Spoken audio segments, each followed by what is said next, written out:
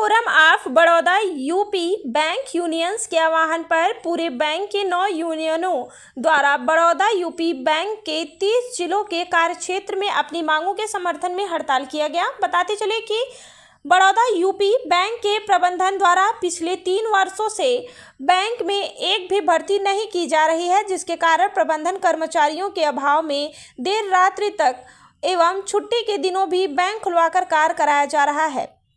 साथ ही भारत सरकार व नाबार्ड के दिशा निर्देशों का उल्लंघन करते हुए बोस्टन कंसल्टेंसी ग्रुप BCG को करोड़ों रुपए की मोटी फीस देकर बैंक की लाभप्रद 268 शाखाओं को बंद करने का कुत्सित प्रयास किया जा रहा है। दैनिक वेतन भोगियों अवैध तरीके से बैंकों में कार्य कराकर कोई भी उच्च सुविधाएं तथा दैनिक वेतन, PF, ग्रुप इंश्योरेंस, ESIC इत्यादि नहीं दिया जा रहा है। ग्रामीण बैंकों हेतु जारी मित्रा कमेटी का संस्तुतियों के आधार पर पिछले 3 वर्षों से पदोन्नति नहीं की जा रही है। साथ ही वर्ष 2021 के बाद से शाखाओं का वर्गीकरण शाखा व्यवसाय के आधार पर नहीं किया जा रहा है।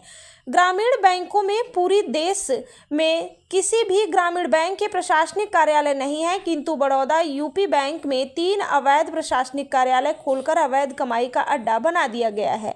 बैंक प्रबंधन द्वारा BOB से 32 अधिकारियों को बुलाकर ग्रामीण बैंक अधिकारियों हेतु आरक्षित पदों पर प्रतिनियुक्ति दे दी गई है, जिससे ग्रामीण बैंक अधिकारियों की पदोन्नति बाधित हो गई है एवं प्रतिनियुक्त पर आए हुए अधिकारियों पर प्रतिमाह लगभग 30 करोड़ का अतिरिक्त व्यय कर बैंक की लाभप्रदता पर सीधा असर डाला जा रहा है। अपना परिचय बता दें। मैं शंकरेंदु उपाध्याय, बड़ौदा उत्तर प्रदेश अधिकारी संगठन का अध्यक्ष और इस समय ज्वाइंट फोरम पूरे बैंक में बनाई गई है, उसका सदस्य हूँ।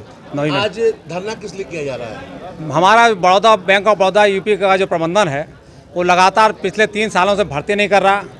एक उन्होंने बैंक में प्रमोशन की प्रक्रिया रोक दी है।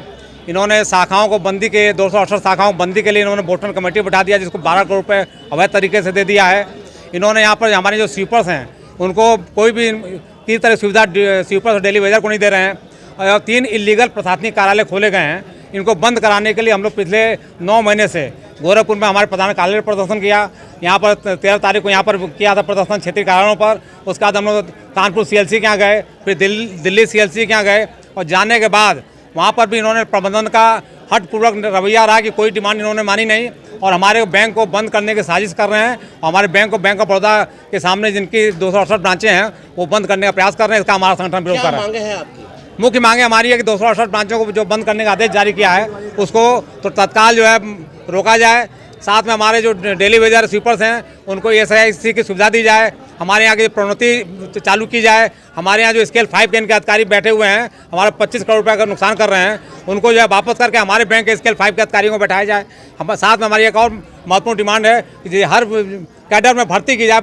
5,500 स्टाफ हमारे यहाँ बहुत कम स्टाफ है। उसके बाद रात को 9 बजे तक बैंक में काम कराया जा रहा है। तमाम जो है नए बच्चों का हार्ट अटैक हो रहा है। यदि मांगे नहीं मानेंगे तो क्या करेंगे? नहीं मांगे तो हमने निर्णय लिया ज्वाइंट फोरम ने कि हम लोग आज की हड़ताल के बाद प्रबंधन नहीं मानता है तो अनिश्चितकालीन हड़ताल करेंगे। हम लोग बाध्य होंगे हड़ताल पर जाने के लिए।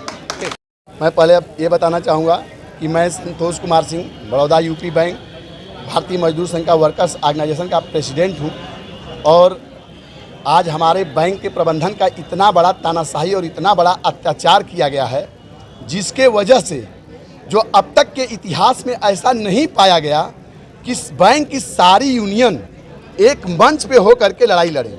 इसका साफ संदेश जाहिर होता है कि बैंक में जितने भी हमारे कर्मचारी भाई बहन हैं सारे हतोत्साहित हैं, सारे निराश हैं और उनके पास कोई ऑप्शन नहीं है। यहाँ पे इस प्रबंधन का इस तरह से तानाशाही किया जा रहा है जिस तरह से शायद मैं समझता हूँ कि जब हिंदुस्तान गुलाम था तो उस समय अंग्रेज भी हमारे हिंदुस्तानियों के ऊपर इस तरह का जुल्म नहीं ढाए होंगे। आज जो है ये कह रहे हैं कि हमारे पास बहुत ज़्यादा स्टाफ है। स्टाफ की कमी नहीं है। अगर स्टाफ की कमी नहीं है तो रात के 8-8, 10-10 बजे तक बैंक क्यों खुला रहता है? हमारे पास रात के 11-11 बजे भाई बोलते हैं, फ़ोन करके आते हैं, बोलते हैं कि सर बताएंगे कि बैंक का टाइमिंग क्या है। इस तरह से इन्होंने ऐसा कोई छुट्टी नहीं है जिस दिन ये बैंक खोलते नहीं है।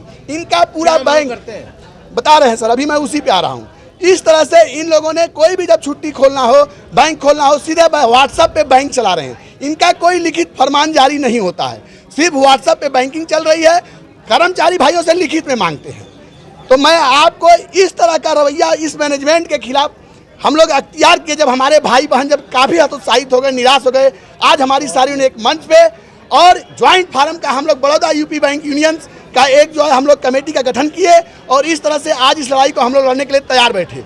आज हम जो है जो बैंक की हमारी प्रमुख मांगे हैं, ज्वाइंट फोरम की समस्याएं बहुत हैं, लेकिन जो हमारी मेन प्रॉब्लम है, अगर इसके ऊपर जो हमारी प्रमुख मांगे हैं, अगर प्रबंधन या भारत सरकार इसके ऊपर गौर करे और ध्यान दे तो शायद बाकी समस्याएं अपने आप खुद ब खूब हल हो जाएंगी।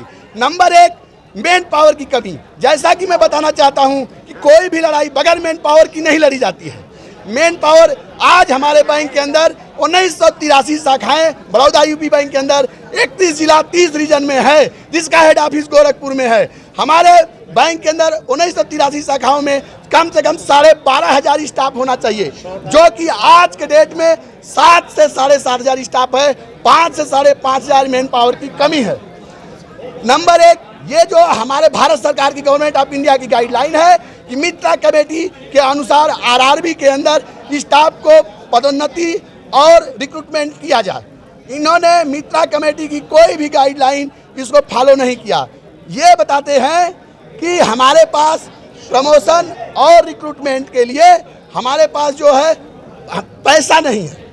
मैं बताना चाहता हूं कि ये जो है इनके पास प्रमोशन और रिक्रूटमेंट के लिए पैसा नहीं है, बट हमारे अध्यक्ष महोदय को सिंगापुर घूमने के लिए पैसा है, लोनावाला घूमने के लिए पैसा है, गोवा घूमने के लिए पैसा है, यूनियन से समस्याओं पर बात करने के लिए टाइम भी नहीं है। दूसरी बात, ये बैंक ऑफ बड़ौदा के प्रबंधन हमारे पास सारे स्केल 5 के सभी रीजनल ऑफिसों पे बैठा दिए गए हैं, जबकि हमारे आरआरबी की मित्रा कमेटी की गाइडलाइन है हमारा स्केल 4 स्केल 5 का अगर हमारा कैपेबल अधिकारी नहीं है तो हमारा स्केल 4 का उस कुर्सी पर बैठ के बैंक का संचालन करेगा।